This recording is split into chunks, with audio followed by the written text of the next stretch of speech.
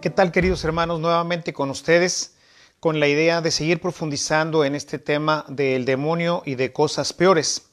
Quisiera con este pequeño video ampliar un poquito la información que les di sobre el tema del corte de ancestros y seguir profundizando un poquito más sobre esta acción del demonio. La idea es conocer un poco más a nuestro enemigo y saber cómo él actúa.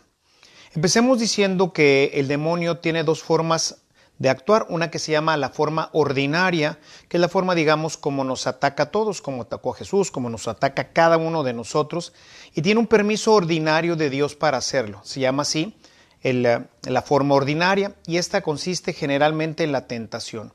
Utiliza todos los medios a su alcance para tentarnos y de esa manera llevarnos al pecado, porque sabe que el salario del pecado siempre será la muerte. De manera que busca insistentemente llevarnos al pecado.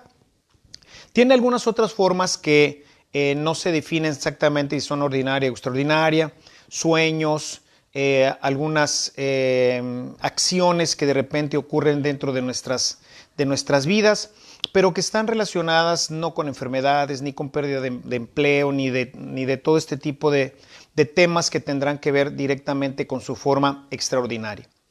La forma extraordinaria es una forma en la que el demonio puede actuar, pero necesita esencialmente un permiso de Dios. El demonio es una criatura y por lo tanto no puede hacer todo lo que él quisiera. Si pudiera, olvídense, estaríamos totalmente arruinados. Entonces, él tiene una forma extraordinaria de actuar, que es en donde hablamos pues ahora sí, de todas estas cosas que llegan a pasar en una persona, como la pérdida del empleo, como es situaciones de enfermedades conocidas y que puede esto incluso llegar hasta la posesión. Normalmente para que esto ocurra requiere, como decía, un permiso extraordinario de Dios y también que se cumplan algunas otras características, como un alejamiento grande de Dios. Es difícil que haya una perturbación demoníaca cuando una persona normalmente vive en gracia y es una persona que lleva una vida de acuerdo a la Sagrada Escritura. Es extraño. Generalmente esto puede pasar por una permisión especial de Dios para purificar a la persona, como sabemos que les ha ocurrido a diferentes santos como el Padre Pío, como otros tantos a lo largo de la historia. No es lo normal. Lo normal es que ocurren las personas que están alejadas del Señor. Mucho más cuando visitan a los brujos, a los adivinos, o que ellos mismos se van introduciendo en sectas satánicas y todas estas sectas que van pues finalmente conduciéndolo hacia él. Otra forma en que él puede atacar es a través de los maleficios, que es una acción realizada por algún brujo que tiene conexión con el demonio y que logra a través de una serie de elementos físicos penetrar el área de nuestras vidas. Esa es la acción extraordinaria. Esta acción extraordinaria no se comunica, no se hereda, no pasa de una persona a otra ni de generación en generación. Dios da permiso al demonio de atacar a una sola persona y por lo tanto yo puedo convivir con personas que pueden incluso llegar a estar poseídas y no tener ninguna consecuencia. Ciertamente, si la persona tiene ya una acción extraordinaria grande del demonio, en donde pueda mover objetos, en donde pueda producir ruidos, en donde pueda producir olores y otro tipo de cosas, obviamente todas las personas que están a su alrededor pues verán y estarán pues expuestas a estas manifestaciones del demonio, pero en su vida, en su persona, no ocurrirán. Basta con que uno pues no esté en el ámbito en ese momento de la persona para que esto desaparezca por completo de quien no está siendo atacado extraordinariamente por el demonio.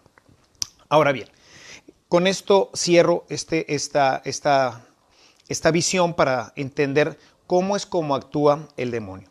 Ahora bien, cuando nosotros cometemos una infracción, cuando nosotros cometemos un pecado, esto puede tener diferentes tipos de consecuencias. Ya explicaba en nuestro capítulo anterior cómo, por ejemplo, una consecuencia física inmoral, o sea, una persona que no está casada con otra, tiene una relación sexual, de ahí viene el embarazo, va a engendrar un niño, la persona se confiesa, el pecado se perdona y entonces la consecuencia pues continúa, el niño nacerá naturalmente. Existen otro tipo de consecuencias que tienen que ver con la vida espiritual. Nosotros leemos frecuentemente en la Sagrada Escritura cómo Israel se rebela contra Dios y no quiere hacer lo que Dios le pide. Rompe la alianza. Al romper la alianza, Dios lo deja al arbitrio de sus enemigos y sus enemigos van a venir sobre él y lo van a sojuzgar. Así fue como llegaron pues a Siria, Israel del norte, y Babilonia a Israel del sur. Estos castigos o estas acciones que ocurren en esta generación, en la generación que peca, pues obviamente sus consecuencias de esa desobediencia de Dios vendrá a repercutir en muchas generaciones. Los judíos estuvieron 70 años en Babilonia sufriendo las consecuencias de sus padres. Por eso sufren las consecuencias de sus padres, pero no porque tenga que ver con una acción extraordinaria del demonio, sino porque hicieron algo que finalmente trajo como consecuencia una guerra. Y la consecuencia de la guerra es que ellos la perdieron y finalmente pues fueron sojuzgados. Pero no podemos atribuirle directamente esta acción al demonio. Detrás de toda acción mala, de toda perversión, de todo pecado, de toda desobediencia contra Dios, siempre está la instigación del demonio. En ese sentido, de forma pues no directa, sino indirecta, el demonio influye en muchas de las consecuencias de nuestra vida, pero lo hace desde el fuero externo. No está directamente obrando ni sobre el pueblo ni sobre la persona. Pensemos hoy, por ejemplo, en México. En México hemos tenido un gran descuido en la evangelización. Eso ha llevado a que tengamos gobiernos muy corruptos, a que tengamos situaciones de nuestro gobierno, de industriales, en fin, muy malas. Esto pues nos ha llevado a vivir esta situación que hoy vivimos nosotros. ¿Y quiénes la van a heredar? ¿Quiénes están viviendo todo esto? Pues las pequeñas generaciones. Tiene que ver con un abandono de Dios. México realmente ha abandonado a Dios. Y al abandonar a Dios, pues estamos al arbitrio de todos nuestros enemigos. Por eso nos pasa lo que nos pasa. Hemos caído solamente, como lo veíamos en el Evangelio, únicamente en las prácticas cultuales, rituales, en las tradiciones, y ya no hay una observancia clara, directa, de la palabra de Dios. Y esto obviamente pues tiene consecuencias. Ahora bien, este es un segundo nivel de consecuencias, otro tipo de consecuencias que llamamos consecuencias espirituales. ¿Por qué? Porque al yo desobedecer a Dios, esto va a traer para mí pues graves consecuencias. Pensemos que si nosotros no tenemos una relación fuerte con Dios, pues nuestras pasiones nos van a ganar. ¿Qué nos ha ganado a nosotros? Igual que Israel, la avaricia, la codicia, el odio, el afán de posesión, en fin, todo este tipo de cosas que tienen consecuencias, son finalmente pecados de nuestros gobernantes, pecados de nuestros industriales, pecados de todos nosotros, de toda la corrupción que existe. Como ocurrió también en Israel. Eso pasaba con el pueblo de Israel. Finalmente, el pecado del pueblo, el pecado de estos gobernantes, finalmente trajo como consecuencia el destierro. Ahora bien, hay una tercera situación de consecuencias que tendríamos que ver, que serían las consecuencias por una acción demoníaca. El demonio llega, voy a poner el caso más extremo, llega a poseer a una persona. Esta persona, al estar poseída, no tiene control de sí misma y entonces va a realizar acciones que ella naturalmente no haría, pero que son acciones que tienen que ver exactamente igual que las anteriores. Van a ir en contra de lo establecido por Dios, lo que lógicamente va a traer consecuencias en las personas causadas directamente por el demonio. Pero esas consecuencias no es porque las herede la siguiente generación, sino eso es porque la generación que vivió antes de ellos o la persona que vivió antes que ellos cometió esta serie de situaciones en donde pues entró en contacto directo con el demonio, lo que dañó gravemente su vida y con ello dañó también la vida de los demás. Estas serían las consecuencias pues naturales del pecado. Ahora, dentro de este daño que reciben las siguientes generaciones, ahora tenemos que hablar no de la acción del demonio, sino de los daños que esto causa tanto en la genética, que puede ser un daño genético, o que puede ser también un daño cultural o un daño que vamos viviendo en nuestras familias. Pensemos en una persona que hace brujería. Esta persona que hace brujería convive con otras personas en su casa, que pueden ser hijos, que pueden ser esposos, esposas, en fin, y todos ellos van alimentándose de lo que esta persona está haciendo, porque de alguna forma pues está de acuerdo con lo que está haciendo. Esto obviamente va a traer consecuencias en la persona, pero es porque la persona está participando de ello. Y entonces ahí opera claramente lo que son las oraciones de liberación. Pero luego, nuevamente digo, no es por una situación de herencia, sino por la convivencia con esas personas. Se llama, en el argot de los exorcistas, se llama contaminación. Hay una contaminación de las personas que viven alrededor de esa persona. Si esa generación muriera y ya nadie estuvo más en contacto con ellos, la contaminación ahí termina. Existen otro tipo de consecuencias que requieren no una liberación, sino requieren una oración de sanidad. Y es cuando hablamos de sanar nuestro árbol, cuando hablamos de la salud espiritual de las personas. Si yo viví en una casa donde siempre hubo gritos, golpes, insultos, maldiciones, etc., todo esto ha dañado el alma, la ha herido. Muchas veces estas heridas serán la oportunidad del demonio para venir a perturbar porque el alma está dañada. ¿Qué es lo que necesitamos? No una oración de liberación, necesitamos sanar.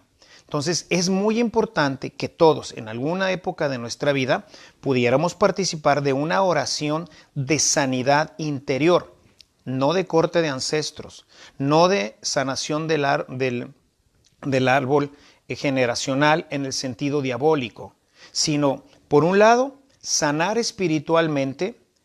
No es que corte con mi pasado, es simplemente que Dios va a sanar ahora todo lo que mis papás, mis hermanos, mi sociedad, gente con la que yo haya convivido, vaya a sanar. Puede haber una sanación incluso de tipo genético, o sea, puede haber ciertos, eso se estudia, y los psicólogos y los psiquiatras tienen más razón sobre esto que su servidor, sobre cómo de una generación a otra puede haber ciertas cadenas que no son demoníacas, sino que son psicológicas, algo que pues así como tenemos rasgos parecidos físicamente a nuestros padres, pues así tenemos el carácter parecido a uno o al otro y tenemos ciertos gestos, ciertos elementos que provienen de esa genética, que no siempre son buenos. Yo, por ejemplo, pues debo reconocer que mi carácter no es siempre afable. Tuve un padre muy fuerte, ¿verdad? Que me educó con mucha disciplina y eso me hizo ser de esta forma. Él así tenía su carácter también, un carácter fuerte, un carácter recio, que no quiere decir que fuera agresivo, ¿verdad? Sino simplemente era un hombre muy recto, muy firme y pues eso lo fue heredando, lo tenemos muchos de mis hermanos. De tal manera que esto pues no siempre es bueno, ¿verdad? Sería mucho mejor ser más afable. Entonces hay que pedirle al Señor que sane esto, que yo no lo tengo de mí mismo, lo vengo heredando, pero no tiene nada que ver con el demonio.